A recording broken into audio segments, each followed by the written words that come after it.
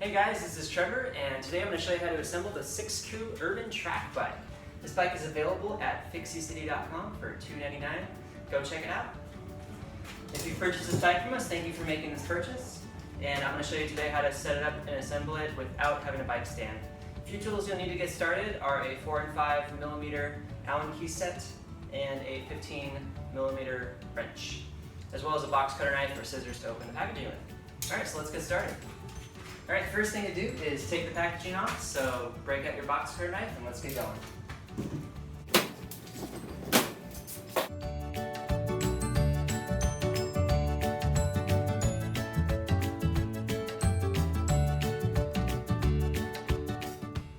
Alright guys, step one is assemble your seat. So the seat should come already put together like this. All you have to do is slide it into the seat tube, put it about enough down to where you at least have a fist still on the seat post, and use your 4 millimeter Allen key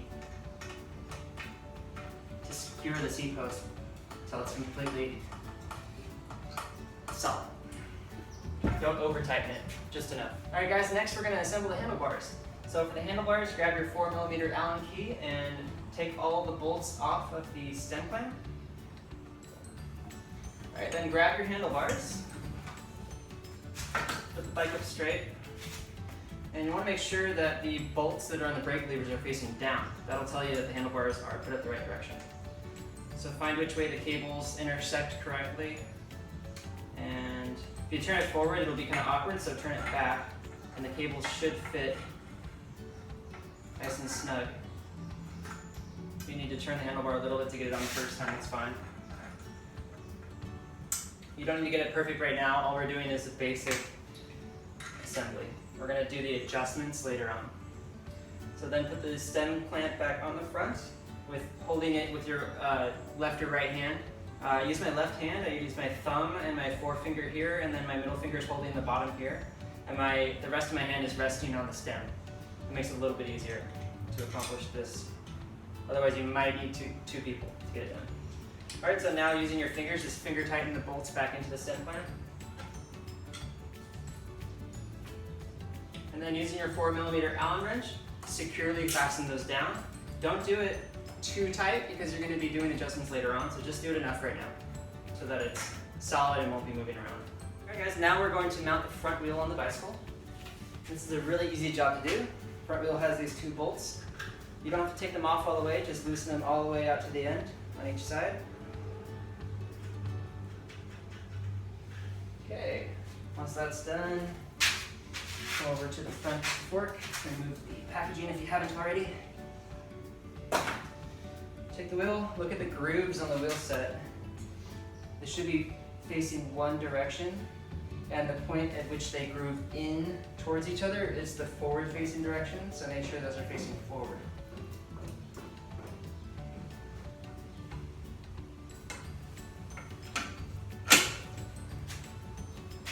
Alright, once you slide it onto the forks, holding it together with your 2 knees, just finger tighten the bolts shut. Then grab your 15 millimeter wrench and tighten them down a little bit more. You don't need to cinch them down all the way quite yet because you're going to be doing more adjustments later. Just cinch them down a little bit.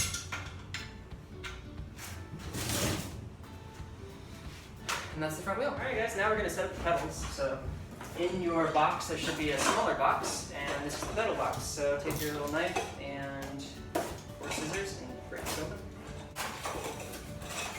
And you'll find your pedals. You also find your reflector sets if you want to use those, and use your manual that also comes with instructions for assembly. If you have any questions on that, you can always go to this manual. It also has warranty information and registration information. And what I do always before my first ride is write down the serial number into this booklet and keep the booklet in the file somewhere.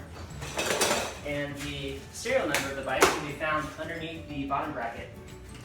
So you probably should lift your bicycle up and look right down here. Right here under the left side pedal is a series of letters and numbers usually, and that is your serial number. So make sure you write that down. In case your bike gets stolen in the future, you can give that to the police. And if you happen to find your bicycle later on, you can always use that serial number as a reference to get your bike back legally. Alright, so to install the pedals, just grab your pedal set, rip the plastic off, and check out which side is right or left. Now, unfortunately today I don't have any grease on me, so this is kind of a bad assembly video without the grease. You should be putting loads of grease under these pedals so that later on they don't seize up. What I'm going to do is go out and buy some grease after this and reinstall the pedals with grease on it. So for the sake of this video though, just to get it done today, I'm installing without grease, but I'm telling you guys as a heads up, definitely get a tube of bicycle grease. Park Tool makes one. I think it's like $5 or $10 at a local bike shop or online, and put some lube on your pedals when you install it. As a note to any manufacturers that watch this video, maybe throwing in a little tube of bike grease into your pedal box would be an awesome idea. 6Q, I don't see them doing this, so I'm probably going to see about talking to them about that. Not a bad idea, right? Alright, cool, let's go ahead and do this. So this one has a little L on the spindle, so that goes on the left side. And the left side actually tightens counterclockwise. If you look at the little sticker here, if your bike doesn't come with a sticker, make sure you're putting the left side in counterclockwise, because if you do it clockwise, you might strip it out, and that's not covered under the warranty, so be sure you get that right the first time. Do not screw that up. If you screw it up, you're going to end up having to buy a whole new crank set. Alright guys, but you're not going to be screwing it up because you're watching this video. Okay, cool. So just take the sticker off. Left side pedal. Put some grease on it, unlike what I'm doing right now.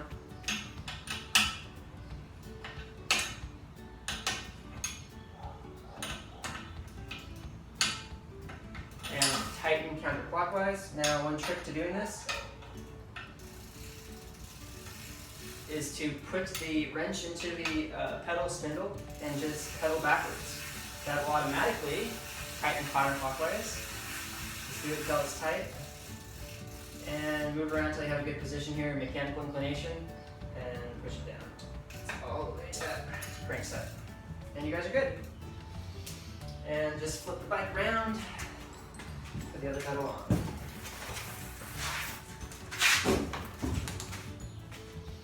The right side goes in clockwise, like anything else tightens.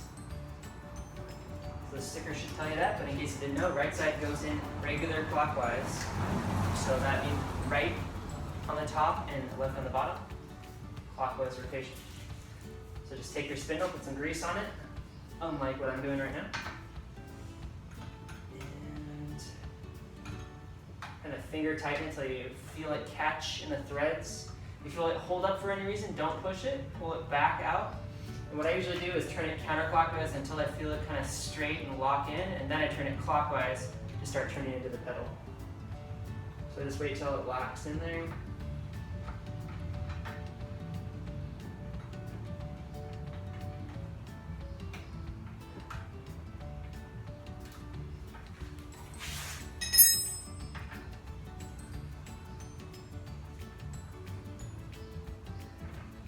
Cool, there it goes. Alright, just take the spindle, or take the wrench, and do the same thing. You're pedaling backwards, and it's turning the spindle clockwise.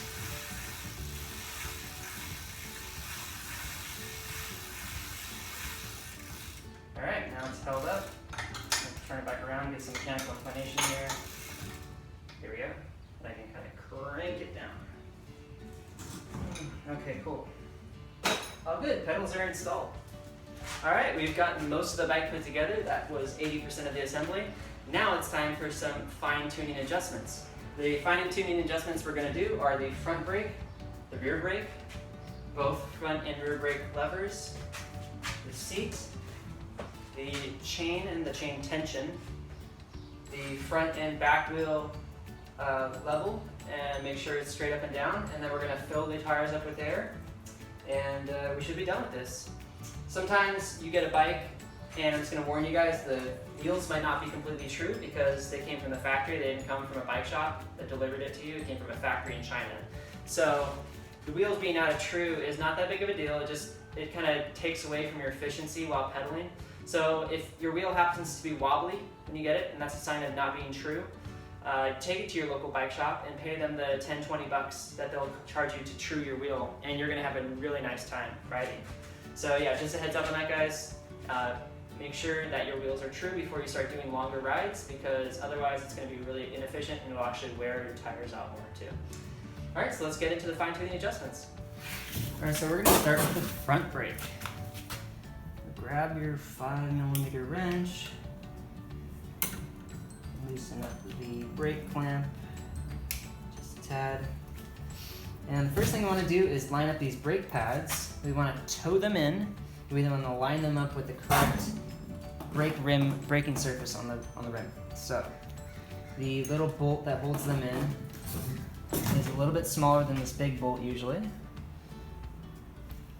So let's grab our 4 and loosen each one up. Alright, now to avoid brake squeakiness, we want to make sure that they are lined up on the correct braking surface here. To do so, you can use your fingers and just squeeze them tight.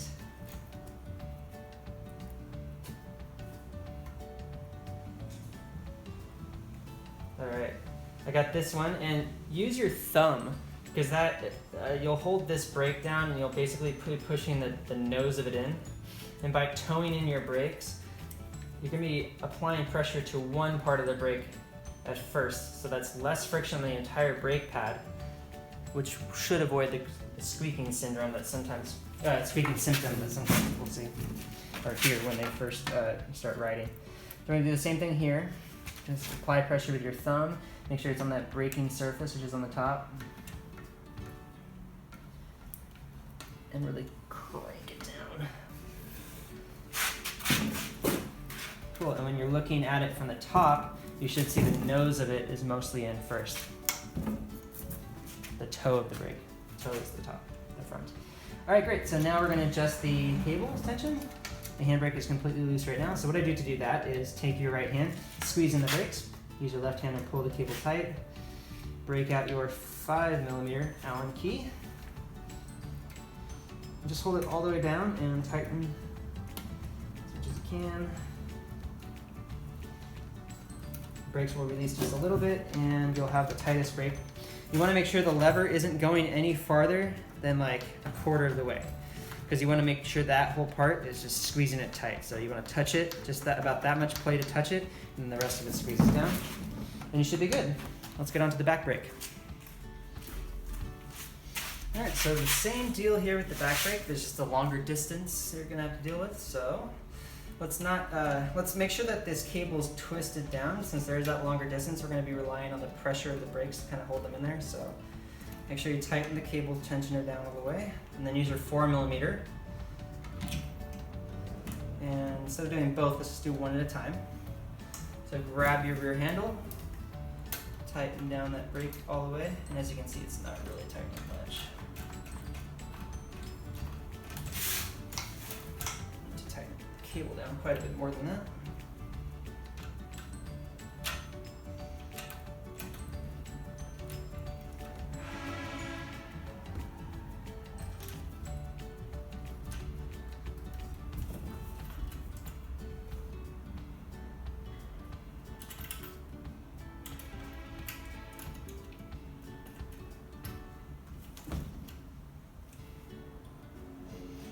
Cool. Alright, so now that we can squeeze the brake tight, line it up with this braking surface on the rim here at the top, and you want to make sure you're toeing in. So you see this little fin thing here. You want to use that side of the brake and squeeze it down with your thumb. So release it and squeeze it down, and then tighten it back up.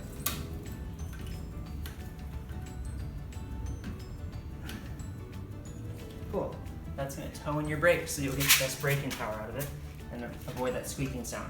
We're just going to do the same thing to the opposite side here. You guys can't really see it, but it's going to do the same thing.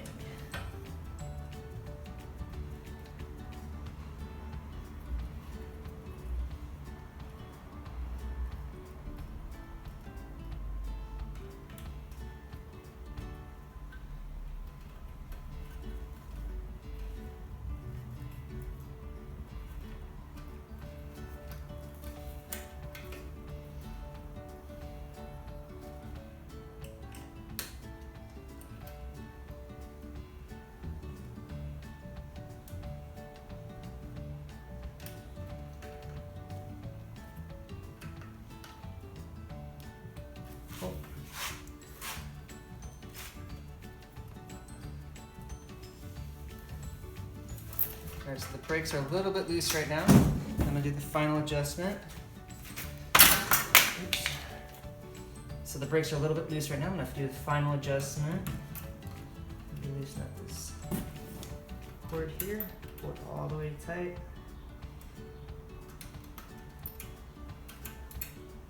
Tighten that down. Alright, see what that.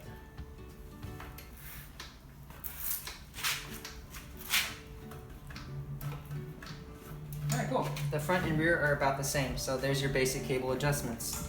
Remember those 3 points? There's this one, the 5mm, and these 2 pads are the 4. Alright, one more adjustment I'm going to make here is on the stem clamp. So, this requires a 5mm, I believe, or is it a 6? Yeah, it's a 5mm Allen key, so you just loosen up these 2 bolts here. And this is required because the front wheel will be out of alignment most likely. And you know, you're never gonna get it perfect, but you can kind of eyeball it. So what I usually do is I look straight down and I'll see that the tire lines up with the tubes. And you might need to adjust this again later, but at least you can get it most of the way down now. And that looks about right, so I'm gonna go ahead and tighten it back down. It was way off before, so this should be at least mostly correct. That's all that I need, mostly correct.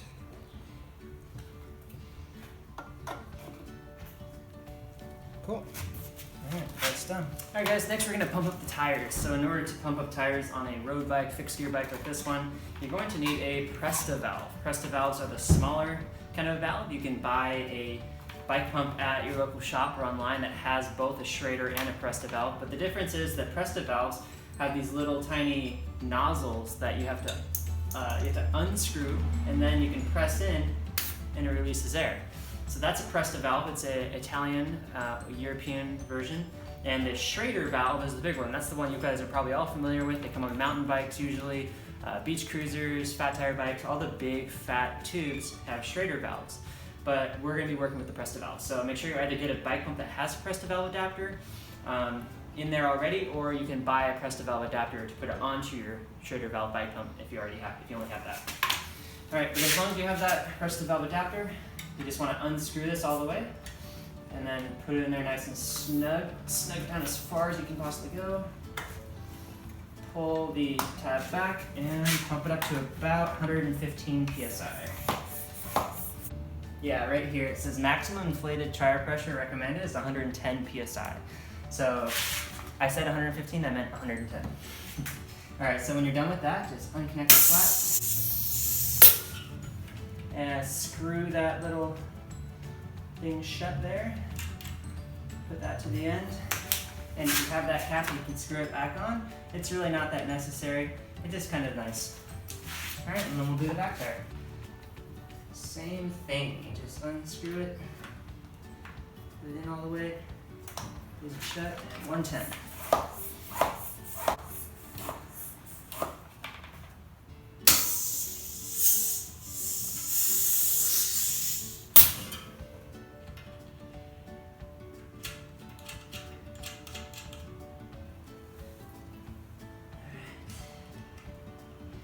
And you're all set. Alright, one of the last adjustments I'm going to make is the handlebars. Remember when we put them together, we didn't tighten them down all the way, so we want to make sure now that they're lined up. So grab your 4mm Allen key and loosen up the bolts just a tad.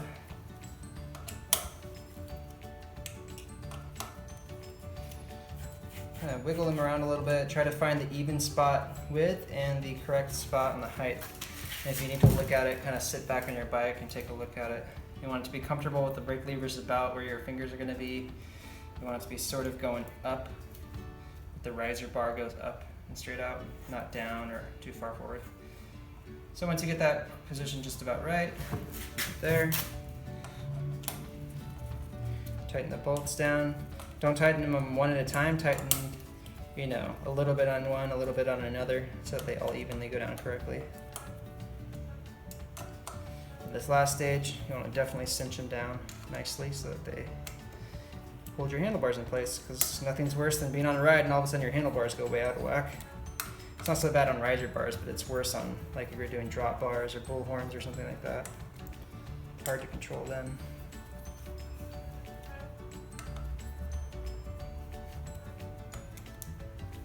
Just make sure they're cinched all the way.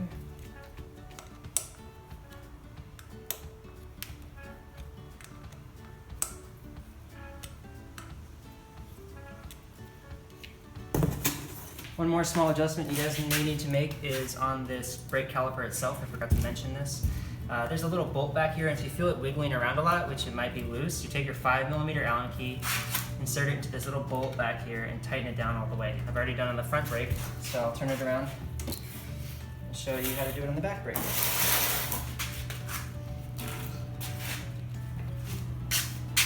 I don't think you can see it from this angle, but it's on the opposite side of this little brake collection thing, so just slide your little Allen key back here, find the middle spot,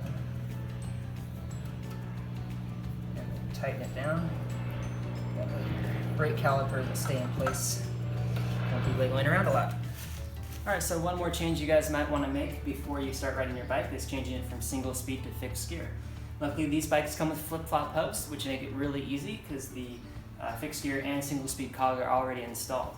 As you can see, it's set up out of the factory to be coasting or single speed, and the opposite cog, and why it's called a flip-flop hub, because you can literally just flip the wheel over, and the fixed gear cog is on the opposite side. So all we gotta do is take the wheel off, flip it around, and put it back on. So I'm gonna show you guys how to do that. All right, so in order to do this, I'm gonna flip the bike upside down. Make it a little bit easier for us. Cool. Now use your 15mm wrench and loosen these bolts on both sides. Should be fairly easy to do. Some bicycles come with chain tensioners. The Urban Track bike, the bike 6 does not, which is fine. Just means we have to make sure we tension it. So the chain is on this side, but what you want to do is make sure that you pull the wheel all the way forward first, and then you can just kind of take one side off and turn the wheel and just let the chain droop. Oh, and then you're going to need to release your pads as well. Hopefully they're not too tight. There you go, okay. So now, there we are, that's the wheel. So this side has the single speed, and this side has the fixed gear, and we want to turn that around and make sure the fixed gear cog is on the side of the chain. So let's put that wheel back in there.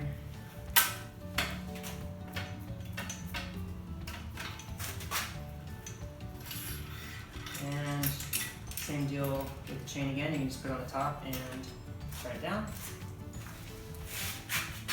And this is the important part. You want to make sure that you really push as hard as you can so that the chain's nice and tight. You don't want to over tighten it, but you do want to have it nice and tight so that it's not loose while you're riding.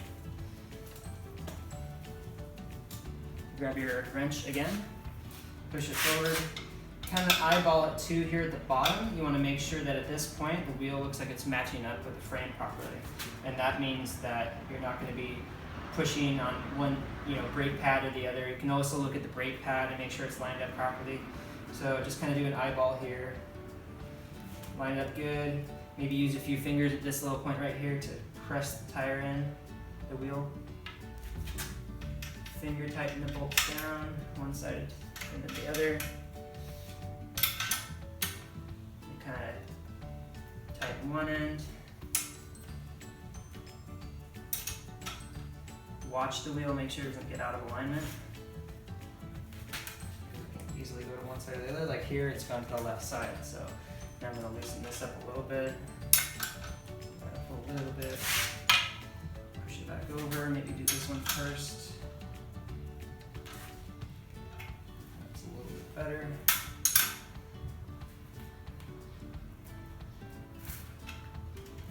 Chain's pretty tight, so that's good.